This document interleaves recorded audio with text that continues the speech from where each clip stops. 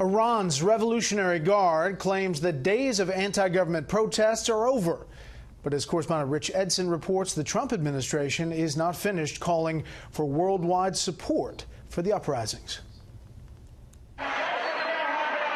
State television in Iran. Thousands demonstrating in support of the regime. Analysts say many are government workers.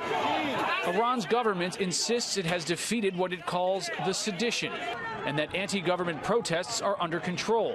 One analyst says that's wrong. There are reports that the insurgents have attacked government offices, burned down posters of Ayatollah Khamenei, the supreme leader, besieged Revolutionary Guards bases.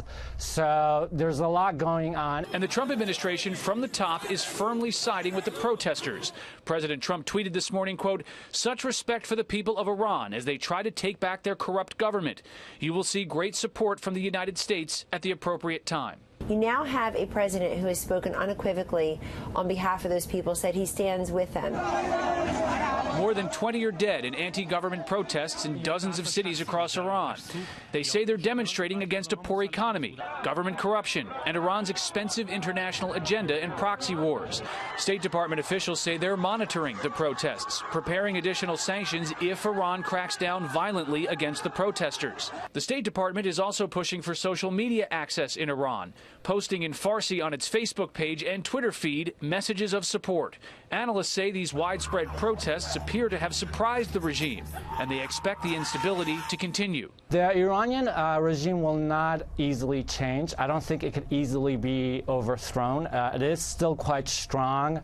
They haven't cracked down as harshly as they could have because they're worried about the consequences. Iran blames these protests on its enemies, presumably the United States, Israel, and Saudi Arabia. To concerns administration support of the protesters gives Iran an excuse to blame the U.S. State Department officials say Iran was going to do that anyway. Later this month, the Trump administration has another deadline on the Iran nuclear deal to determine if Iran is complying with the bulk of the agreement or whether to withdraw. The United States is still in and adhering to the Iran nuclear agreement. Brett. Rich Edson at the State Department. Rich, thank you.